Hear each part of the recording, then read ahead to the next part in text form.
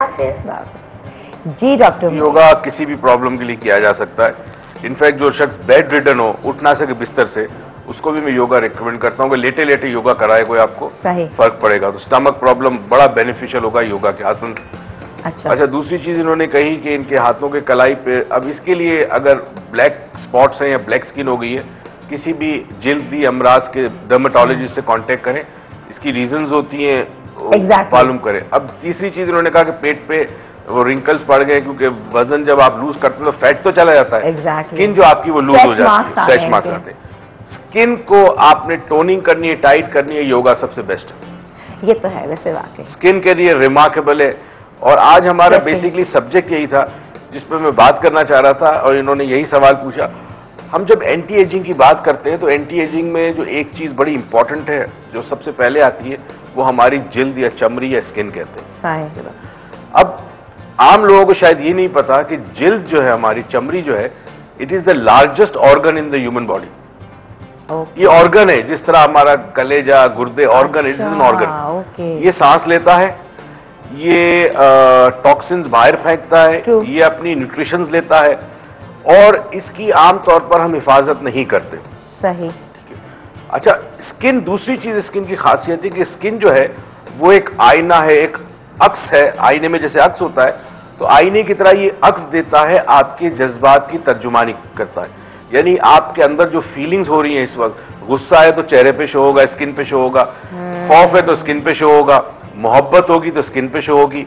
तो स्किन एक रिफ्लेक्ट करता है। मतलब जैसे कि आप ये भी कह सकते हैं, जब गुस्सा आता है तो आपके ऑब्वियसली कभी इंसान लाल हो जाता है, पेट खराब होता है तो भी आपका चेहरा ब्लैक ब्लैक लग रहा होता है, यू डोंट फील फ्रेश।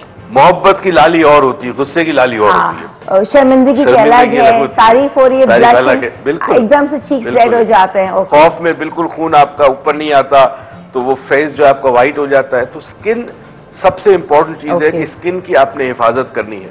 अब यहां हम चूंकि एंटी एजिंग की बात करें तो मैं बहुत सारी चीजें बताता रहूंगा।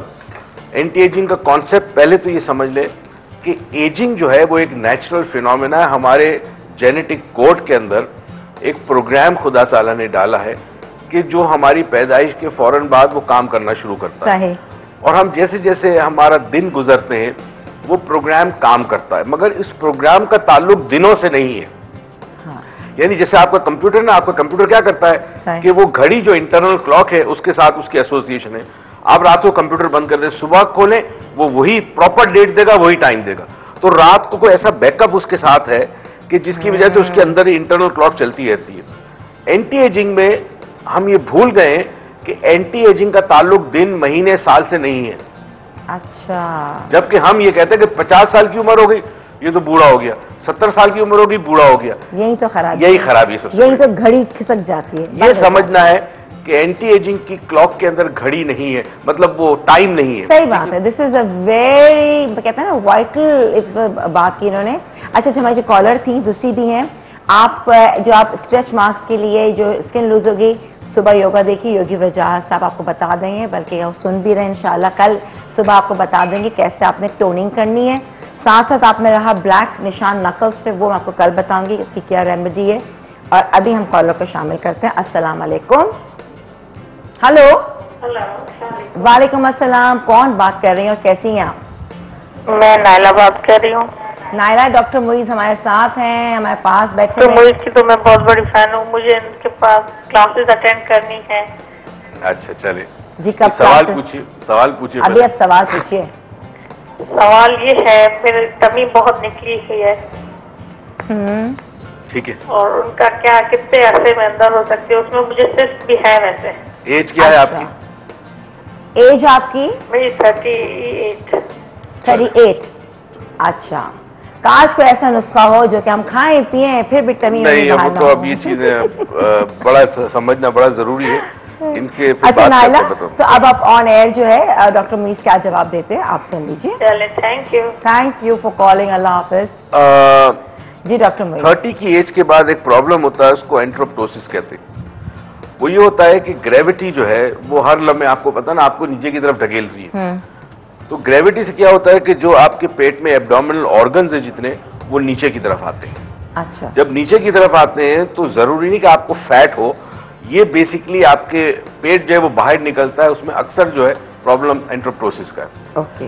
अच्छा, अब इसका तरीका यह है कि एक सिस्टम ये है कि आप जब आपको याद रहे आप अपने पेट को अंदर खींच के रखें। हाँ, बिल्कुल। जब आपको याद रहे, Exactly. एकदम आप बैठे हैं, आपको याद है, अब आपने पेट, तो सांस आप लेते हैं, पेट अंदर खींच के रखते हैं। ये जो पेट अंदर खींच के रखने की आदत है, ये भी पेट कम करती है। वैसे तो वर्जिश है योगा की, सुबह वजात साहब तो करते हैं, सारा देख ले, कर रहे हैं। हाँ वो करें, वो प्रॉब्लम नहीं है। मगर अगर किसी वजह से नहीं कर Yes. सकते, आपके पास टाइम नहीं है, तो आप ये जरूर करें। दूसरी चीज ये है कि आपके जो मसल्स होते हैं बेसिकली स्टमक के और कमर के और आपके, ये वीक पड़ जाते हैं एज के साथ साथ, क्योंकि आप एक्सरसाइज नहीं करते आमतौर पर।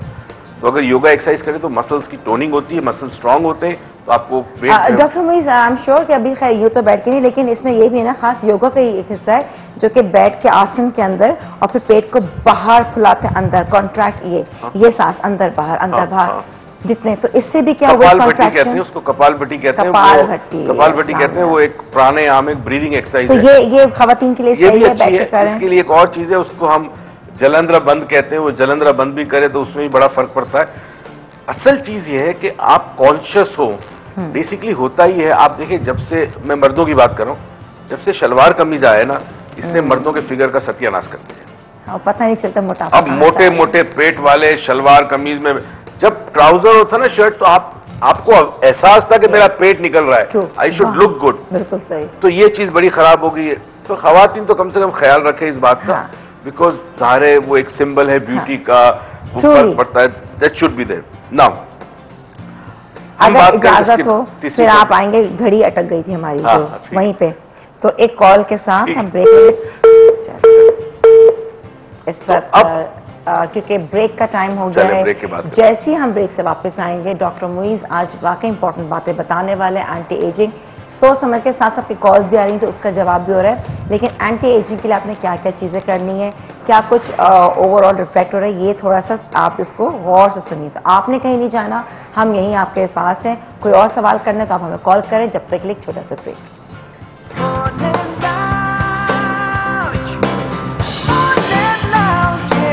18 ईयर्स में नॉर्मली ब्लड प्रेशर का प्रॉब्लम नहीं होता, ठीक है। अब अगर हो रहा है तो उसकी कोई रीजन है, और डेफिनेटली ये कोई फिजियोलॉजिकल चेंजेस हैं, कोई अंदर प्रॉब्लम है कहीं पे, तो रेगुलर एक्सरसाइज, योगा